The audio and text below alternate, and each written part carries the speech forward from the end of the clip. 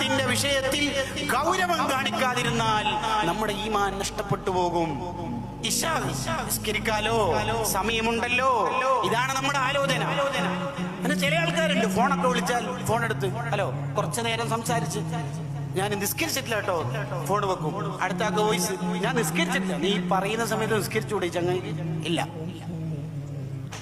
എന്തല്ലോ സുന്നത്തായ കാര്യങ്ങളാണ് അവര് ചെയ്യണത്. ആകയാൽ ഒരു മുഅ്മിനിന്റെയും അവിശ്വാസിയുടെയും ഇടയിലുള്ള ഏറ്റവും പ്രധാന വ്യത്യാസം തന്നെ നിസ്കാരമാണ്. ഫർള് നിസ്കാരത്തിന്റെ വിഷയത്തിൽ ഏത് കല്യാണ പരിപാടിയുടെ പേരിലാണെങ്കിലും, ഏത് യൂണിവേഴ്സിറ്റി പരീക്ഷയുടെ പേരിലാണെങ്കിലും ഒരൊറ്റ നിസ്കാരം ഖളാ ആയിക്കൂടാ.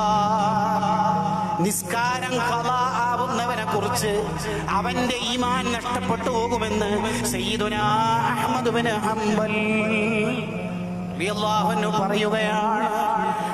ഒരൊറ്റ നിസ്കാരം നമ്മുടെ ജീവിതത്തിൽ ഖളാ ആയിക്കൂടാ. ജീവിതത്തിൽ ഏതെങ്കിലും ഒരു തെറ്റുകൊണ്ടായിരിക്കും 65 കൊല്ലം നമ്മൾ സൂക്ഷിച്ച ഈമാനങ്ങ് നഷ്ടപ്പെട്ടു പോകുന്നത്. അതല്ലേ ഹദീസ് പറയുന്നത്.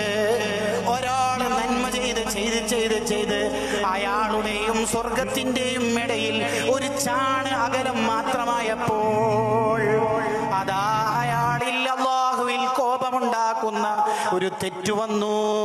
അതോടെ അയാളുടെ ജീവിതം മുഴുവനും ബാത്തിലാവുകയാണ്. ഒരിക്കലും സംഭവിക്കരുത്.